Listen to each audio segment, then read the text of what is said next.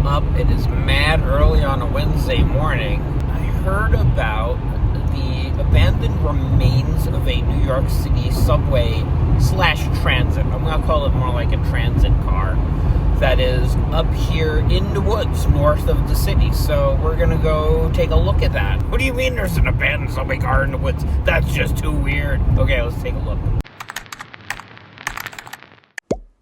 Alright, so I just rolled up. I'm on the middle of a road in the middle of nowhere.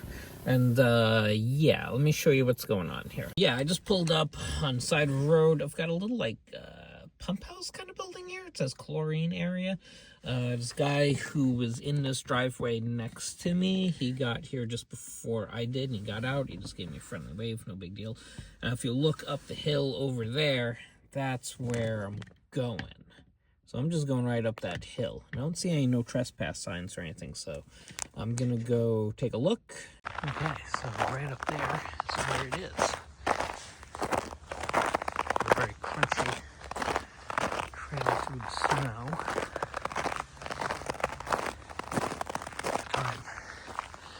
Someone's house.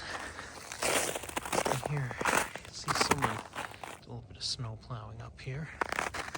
And that's going to be a frosty couple of steps up to that train car. Yeah, you're looking at a train car. I ain't buzzing kidding you.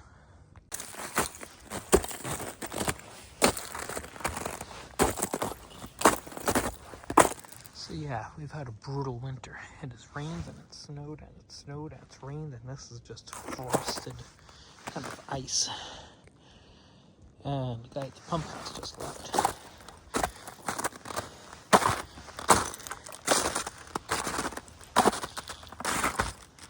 Yeah, I wasn't sure if this was technically trespassing or not. But there was no sign back there. You can see the deer tracks going up the hill over here. Sun's rising over the hill. And that, my friends, is indeed an abandoned transit car. So I'm going to give you all the history like I usually do when I get back to the base. It's fucking cold out here. I'm going to get doing this. Okay, we made it up the hill. Yeah, I don't know if I'm going to find any kind of identification markings on this. You can see down there that it was a shade of red at some point. At least it looks like it was. And then it got hit with a shade of like a bluish white trim. Maybe someone did some white in here. It's kind of fascinating how there's these layers of paint, you know. And down there it's completely unfinished, and then you work your way up, and it's blue, and it's white, and you can see some of the wood chipped off over here, and someone painted white again under it, all in here. So someone painted this thing after the car was decaying, which is interesting. We've got little mounts, I would assume, for lights up here. Lots of little nuts and bolts and lots of screws and nails. Down here we've got two big iron bars for the undercarriage. There we've got maybe a footstep. There were some deer footprints coming up that way. There goes the school bus. I guess they have school up here today. Wow. There's really not much left of this thing. And honestly, it is so icy outside that I don't know what's more dangerous, to walk through the car or to walk outside. Look at these layers of paint. I was not expecting that. Someone came in here with a roller and painted a lot of this white. And then there was a shade of blue, and then there was this, looks like a different shade of green. Like, that's not sun washed. That's a literal color. This seems frozen in. I was hoping to find like a car number or something like that, but we're just not gonna find that in here because someone's painted and painted and painted. You can see this cool woodwork though. They don't make them like this anymore. That's for damn sure. This is craftsmanship. This is carpentry at its finest. We've got electrical line popping up, minimal electric. You know, not really much going on there. Just one line going through, probably for lights. I don't even know if there was fans in this thing. Probably not. You can see it's very stripped out. And this thing was entirely wood. Like, all of the structural supports, everything that composes this car is wood. Except for those two, like, little metal parts outside and the nails.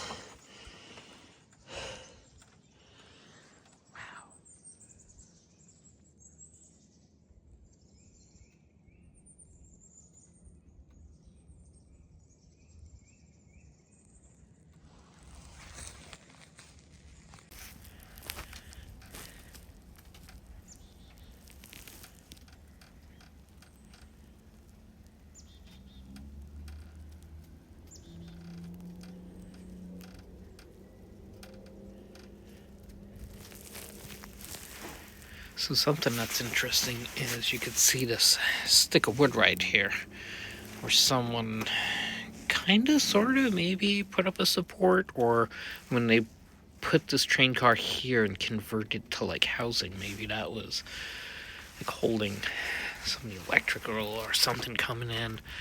I'm not sure. I'll see if I can get over there.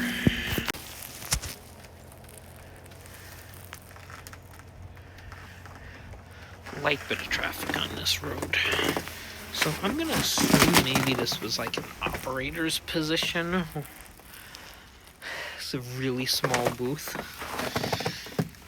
There is some metal in here for the front end of the car. I don't know what this would have held.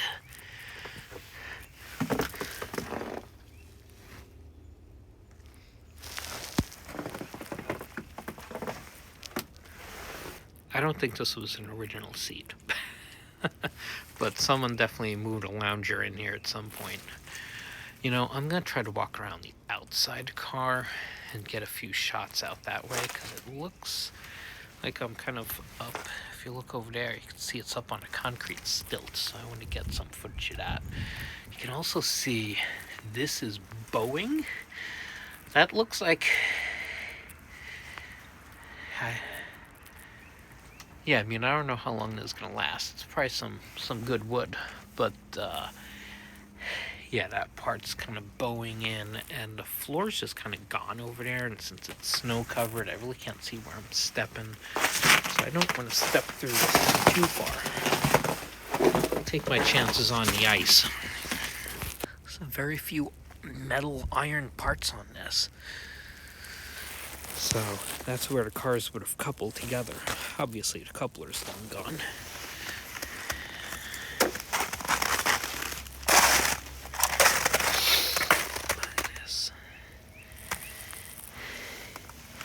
This car definitely had layers of paint.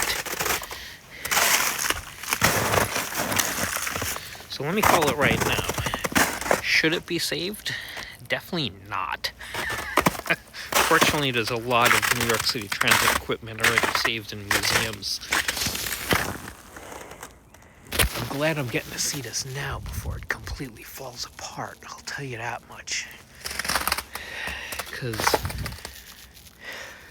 you know, it's been a brutal winter up here in the woods, but we haven't had we've had a lot of snow, but it's been spread out. I think if there was a longer snowstorm at like a couple of feet of snow, more of the roof would probably start to collapse if it was a really big, heavy snow. So I don't think this car is too much longer for the world. You can see some kids with a can of paint. Did a little bit of light tag in here. More iron bolts. Here you can see a minimal amount of ironwork. Like, that's just attached to the wood. And over here, a cinder block base. As well as pipes. Probably brake line here. Oh, this is cool.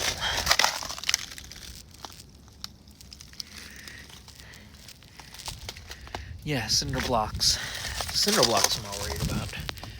How long the train car is actually going to stay upright. That's what I'm worried about. That roof is going to collapse in at some point.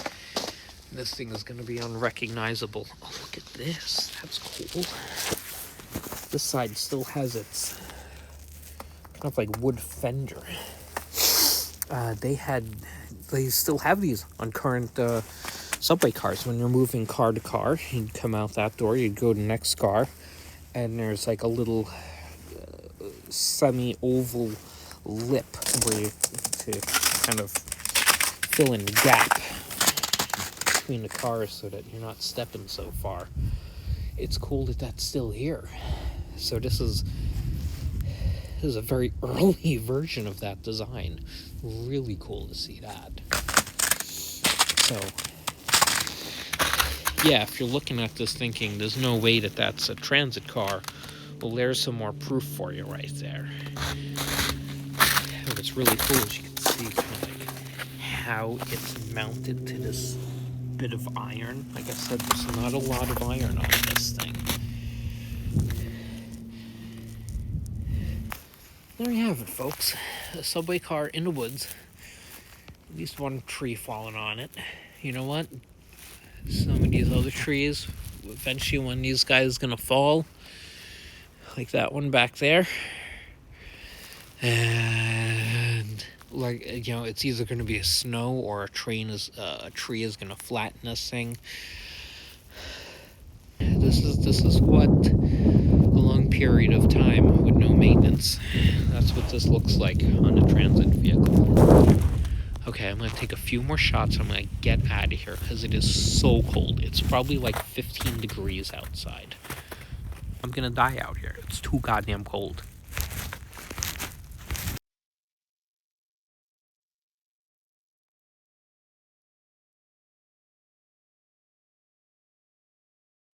So yeah, there it is, up on the hill. Felt a lot more comfortable going to explore it because it was like right here, like you could see it from here. So like the guy who worked at the pump house, he didn't question what I was up to because it's obvious where I'm going. Also because I have this silly whole MDA vest up here. It's like, oh yeah, probably not a train nerd. I don't know how many people visit this spot. Probably not very many. But, yeah. Anyway, it is really early. It is 9 a.m. So I'm going to go figure out what the hell I'm doing with the rest of my morning. I've got some errands type things that I'm going to do. I'm going to get going. Okay, let's talk details. This car was owned by the Interborough Rapid Transit Corporation. It later became property of New York City Department of Transportation. It was probably built between 1903 and 1908. It was probably built by Gilbert and Bush or Watson or Barney and Smith or Pullman or any one of these other companies that built these train cars. It was definitely retired by December 4, 1938 because it was part of the 6th Avenue or the 9th Avenue rail car fleet, and that's when the 6th Avenue line was shut down. All right, so I don't know exactly what type of car this was, who built it, exactly when it was built. If you know, and I'm certain that someone out there knows, because knowing all of that elevated transit history, there's books about it. I haven't had a chance to read any of the books. If you know, if you've read those books, comment below. Tell us, share your knowledge with the group. Should it be saved? That is a reference to this video that I made a couple of months ago, a scale of how likely or how forcefully should preservationists try to save this thing. I rated it very low as a 0 because just look at the location. It's in a really bad spot. It's had at least 40 years worth of neglect, and probably to disassemble this, you'd have to disassemble it by hand to move it somewhere. If you were going to preserve it in place, who would maintain it after that? How would you do it? It's just doesn't feel like it's worth saving, especially when you consider that there are 7 other elevated cars in existence. There are 2 at the Shoreline Trolley Museum. There are 2 out in California, Rio Vista, California, at the Western Railway Museum. And there are 3 at New York Transit Museum. Some of these cars are operational. If you want to continue to see these cars preserved, support one of these organizations, make a donation to them today. And let's not worry about the money pit of trying to save this thing in Sonita Hills. But wait a minute. Who got these train cars here? This man, William F. Carey. The man was an absolute legend. He started his career as a water boy on the construction of the Northern Pacific Railroad, and he quickly rose to management. They ran from Minneapolis all the way across the plains to Seattle.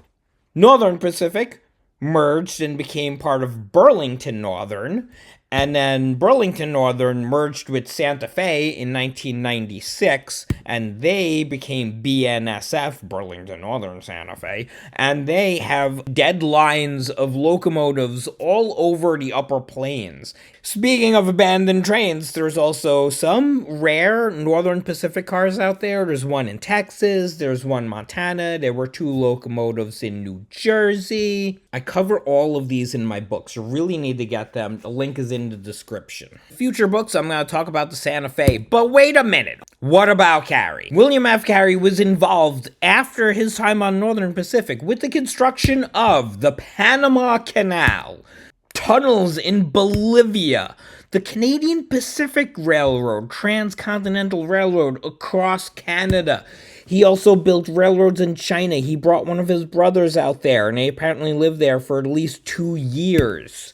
China, Bolivia, before modern air travel, this guy was globe-trotting, an absolute railroad building legend.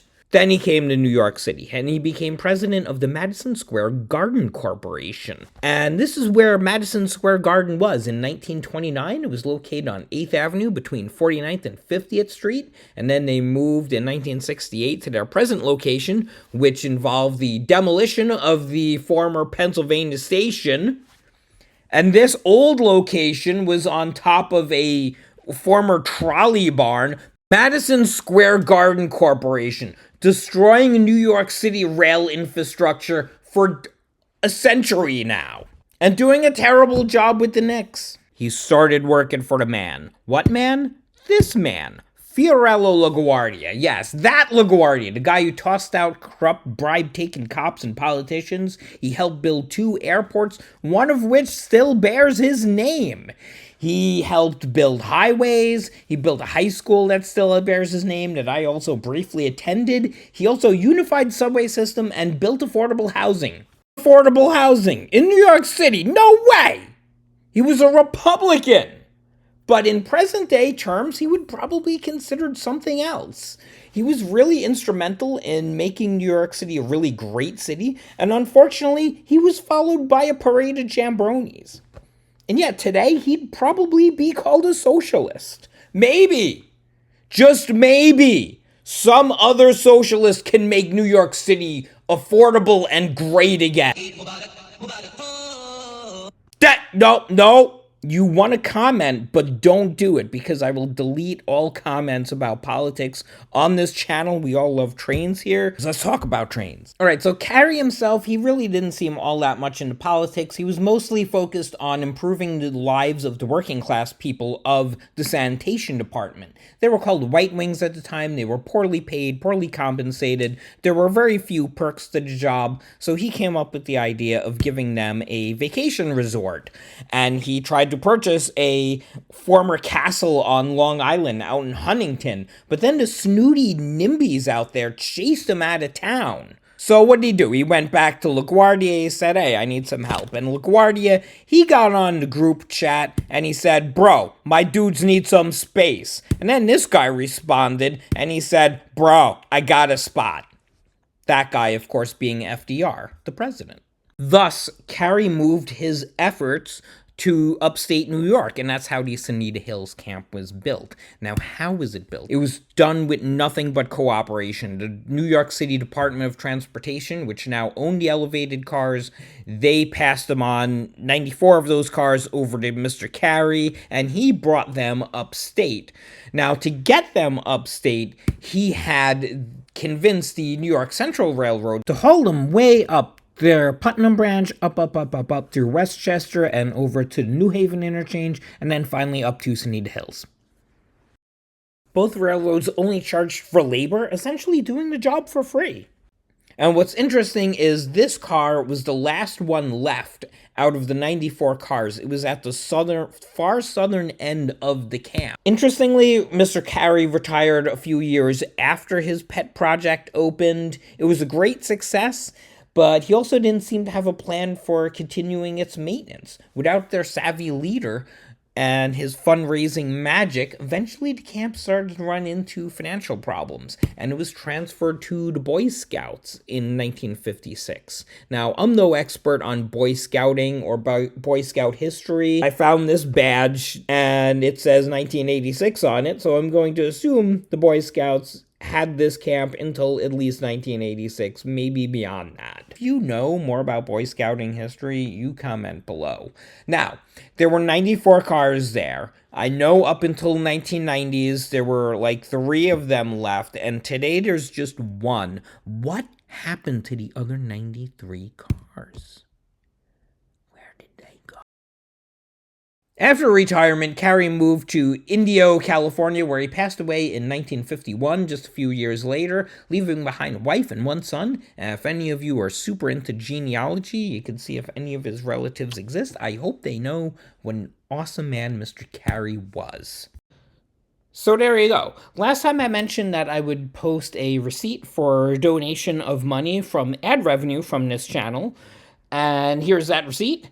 And yeah, we're going to keep trying to do as much social good as we can on this channel within reason. I also use some of that funds to purchase some animation software, so you're going to see like a leveling up of videos, quality content in the months and years to come. If you want to support this channel more, Banned Books Volume 2. There's also Volume 1 out there. This car is covered in Volume 2.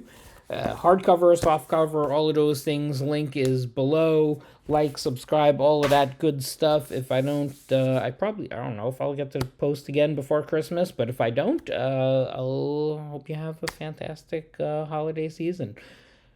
Go, let's go. Let's get out of here.